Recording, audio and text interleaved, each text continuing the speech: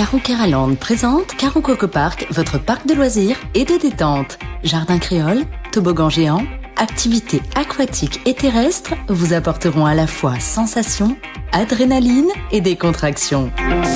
Régalez-vous dans son restaurant, le Coco Blue, ou dans l'un de ses snacks. Partagez des émotions fortes dans la zone de jeu Coco Game, où Escape Game, réalité virtuelle et maison de la peur vous offre un 3 en 1. Fêtez vos meilleurs événements avec Caro Coco Recept dans nos espaces privés lounge.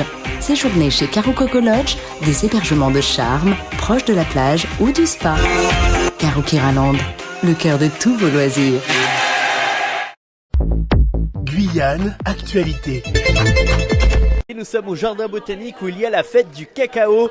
Il y a des ateliers, ça tombe bien parce que Madame Firmanon va nous en parler. Elle faisait donc l'atelier de pâte à tartiner, hein, il me semble. Bonjour Madame. Bonjour. Alors merci beaucoup d'être en direct avec nous sur Radio P. Alors parlez-nous un petit peu de cet atelier que vous avez organisé il y a peu.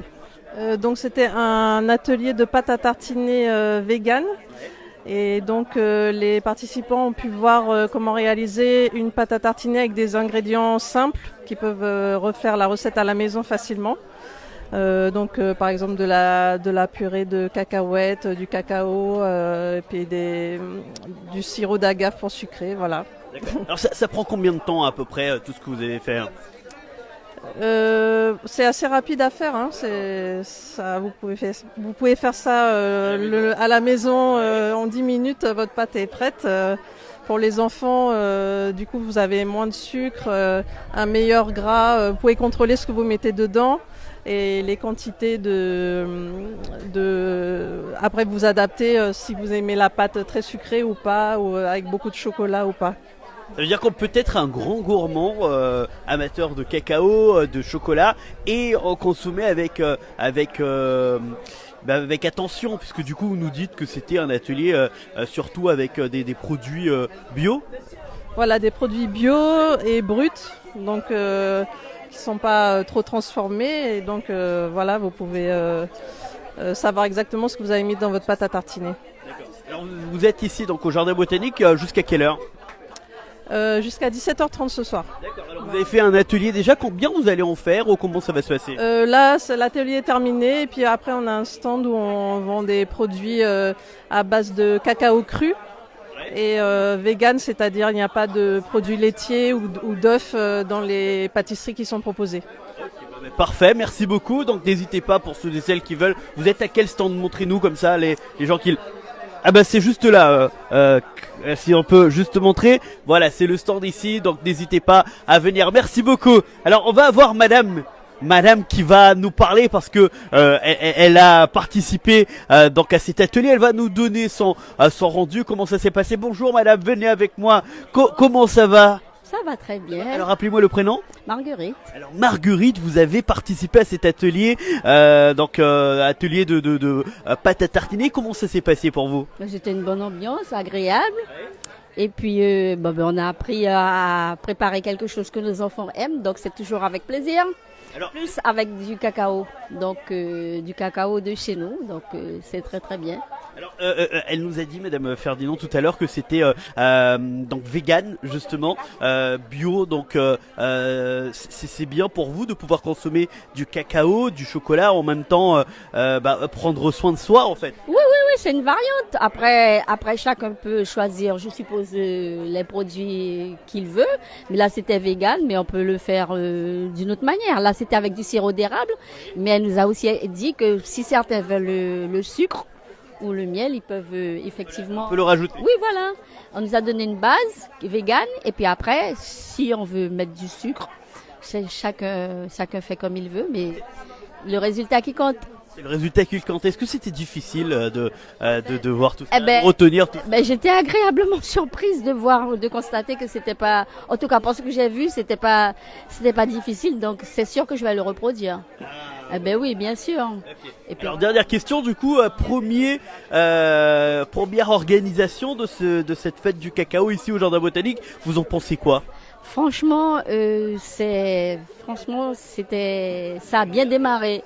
Plus qu'agréable, parce que ça a démarré très haut, hein. Au départ, il y avait déjà plein de monde. Et l'organisation était même débordée, donc c'est vraiment une agréable surprise. Et puis vous avez vu le temps, regardez le ciel. Comme Il fait beau aujourd'hui. Donc tous les voyants sont ouverts, oui, tout est bon. Il n'y a que des personnes joyeuses autour de moi, donc tout va très bien. Merci beaucoup Madame Marguerite. Merci. Allez, bonne journée. Bonne journée. Allez, merci beaucoup. On continue avec Madame qui a un autre atelier. Venez, n'ayez pas peur.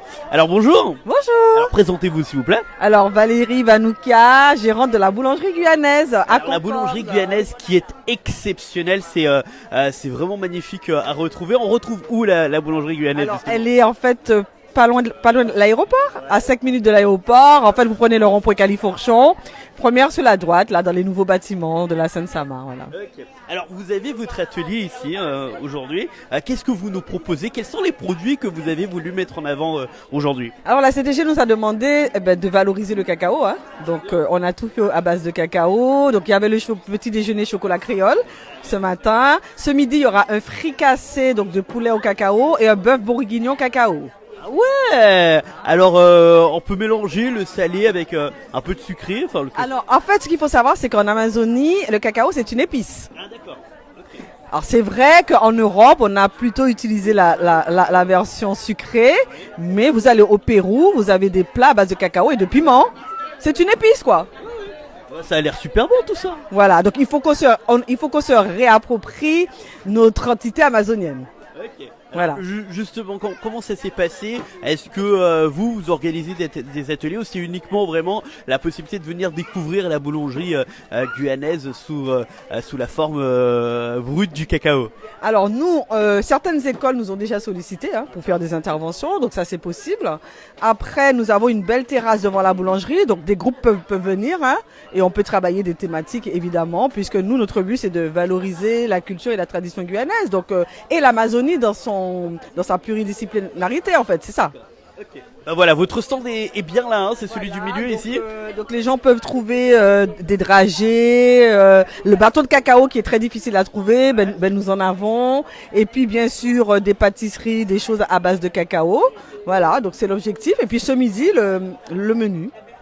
Pour terminer, est-ce que vous avez un contact ou un Instagram, un Facebook quelque part où on peut découvrir, parce que là c'est vrai qu'on se concentre sur le cacao, mais la boulangerie guyanaise, il y a tellement de belles choses à retrouver. En fait, il faut aller. Le mieux, c'est d'aller sur le compte Instagram, franchement, et on trouve tout en fait. Lab-guyanaise. De toute façon, vous allez voir le petit logo du G vert qui apparaît, c'est nous. Et il y a plein de petites vidéos qui montrent un peu ce que l'on fait, ce qu'on propose, et c'est surtout on insiste sur le fait maison en fait.